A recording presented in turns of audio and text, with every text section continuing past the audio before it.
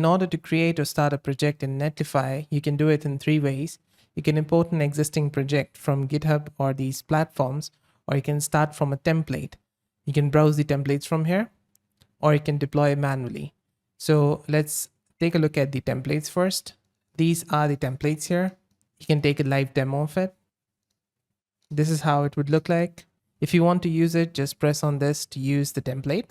But what we are going to do is go back and use import from Git first. There's try Netlify drop. So you can import your project's HTML, CSS, and JS files here, and then you can host it on Netlify. So we're going to try out these demos here. Let's click on this landing page demo to download this to our computer. We got this. Now we're going to drag and drop it over here. Drag it and drop it.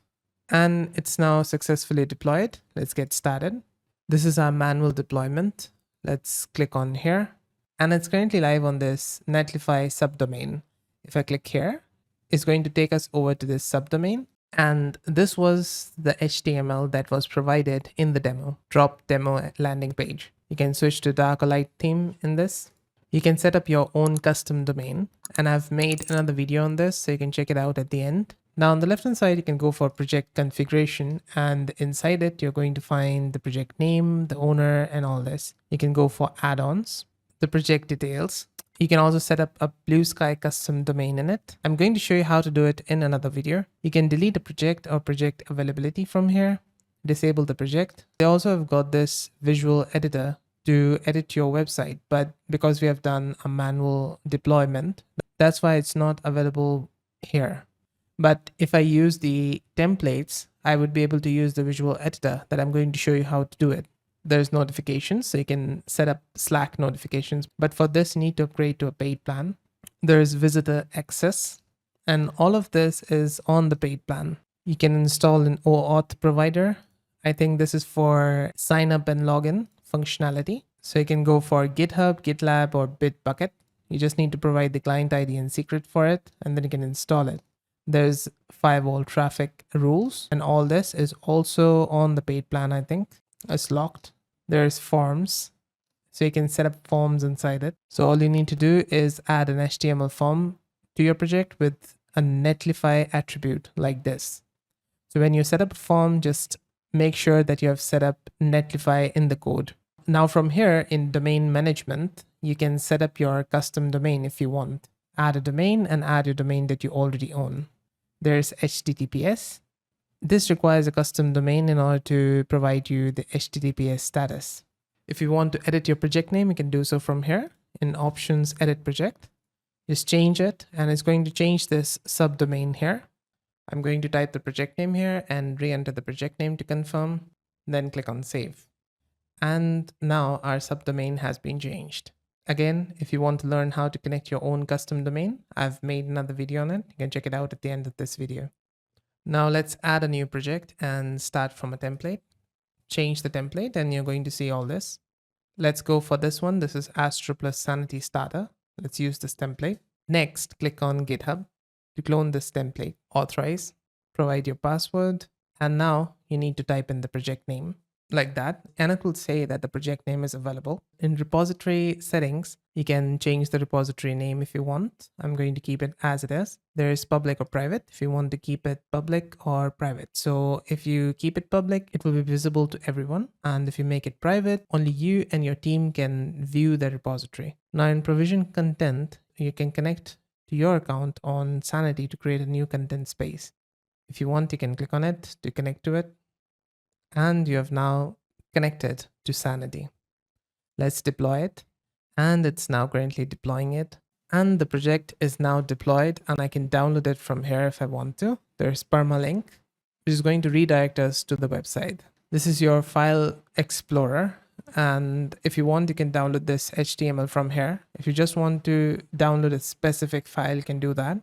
By clicking on here on production deploy, it's going to take you over here again. And this is the subdomain. There's options, so you can retry with the latest branch commit. We're just going to retry the deployment. Clear cache and retry with the latest branch commit. It's going to retry again, but with clearing the cache. There's deploy settings. which is going to take you over to project configuration. Like I showed you before, these are project details and the Blue Sky custom domain, etc. over here. There's visual editor. If I go over here in deploys, there's enable visual editing. Let's enable it.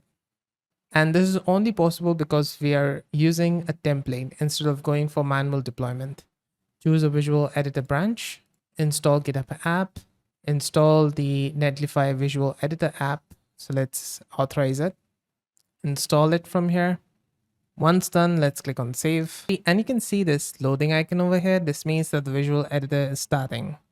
Now you can click on this visual editor on the bottom to open up this. This is create.netlify.com. Inside the project configuration, you can see build and deploy. Here you're going to find build plugins. So if you click on it, you're going to find all the plugins available inside here. And if you want to enable any of them, you can just click here to enable it. So this is going to be our visual editor. And just like you see on Wix or other visual editors, like in WordPress, there's Elementor. You can edit things inside here. So I can click and edit the text. Remove the text, edit something, and I can click on this button, edit it, and change the URL from here, change the style, add a new section from here. There are cards, hero sections, logos, testimonials, call to action. Now we have added a section, call to action. Now here in this section, call to action, on the left hand side, I can go to content, type in the heading, the body. These are all the text formatting stuff inside here. So you can type in something and save it. There's call to action button. So you can add a button, add it that way. And with the button, I can set the URL, the style and everything. So when someone clicks here on the button, it's going to take them over to the URL that we have set here. Just like that, I can add another section, testimonials section. And then when I click on it on the left hand side, I can add items to it. And then inside it, I can quote something like this, add the author, create new. So we have created a new author here, test person. Inside it, I can add the title of it. So founder, add an image of the person. So it's like blocks. So I've added an image here and then I can click on it and add the image inside it. Just click on one of these. And I think I can add my own image as well by clicking on the upload button. This is useful if you want Google to know what your image is about. Then there's company. I can add the company here as well, existing. These are the database that you've got. You can add one of these or you can just create a new one like that. And then if you want to add a new testimonial here, you can just click on add item, or you can click on this testimonial and save it as a preset. Choose a category if you want, or if you don't have any category, you can just create one like that. Add the testimonial category and save it. On the top left, click on page, then click on testimonial again. Then let's delete this empty testimonial from here, delete it. And I can add a new item from here. So add another testimonial. This is the one we have created. So I'm just going to add another one of these, add to items, and it's going to add it like that. Give it a heading, test, body, test again. On the left hand side, you've got content.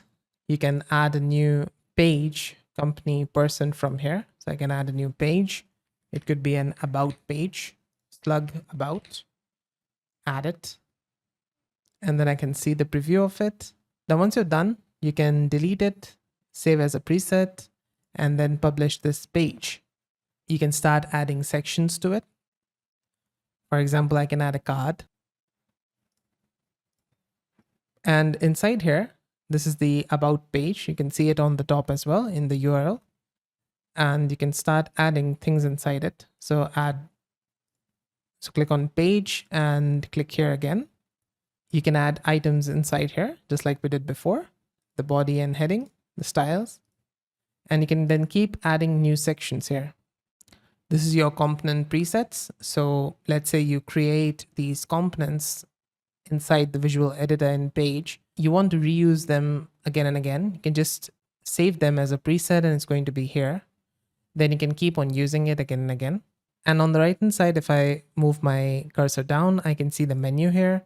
This is the menu, and next to it, we've got inspect. Next to it, I've got inspect.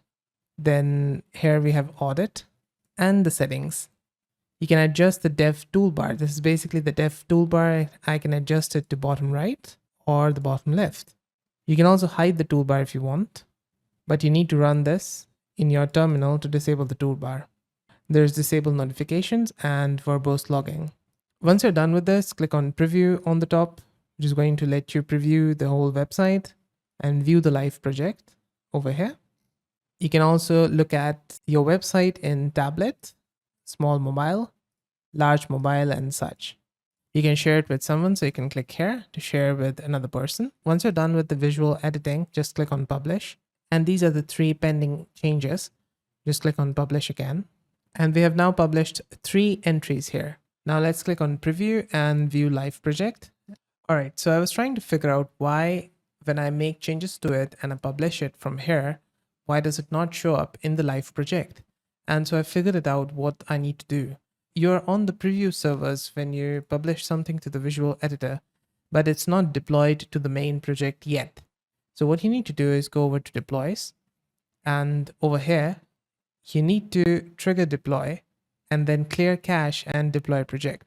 Once you do that, you can then view your live project and the changes that you have done. So now I can go over to the about page as well, and it works. So yeah, that's how to deploy the project and use the visual editor on Netlify.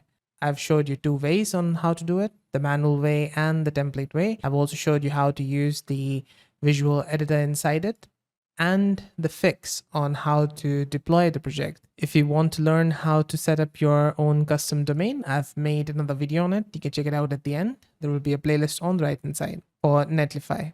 If the video helped solve your problem, let me know with a like and comment. Also on the right hand side, find my other Netlify tutorials. So see you there, and bye for now.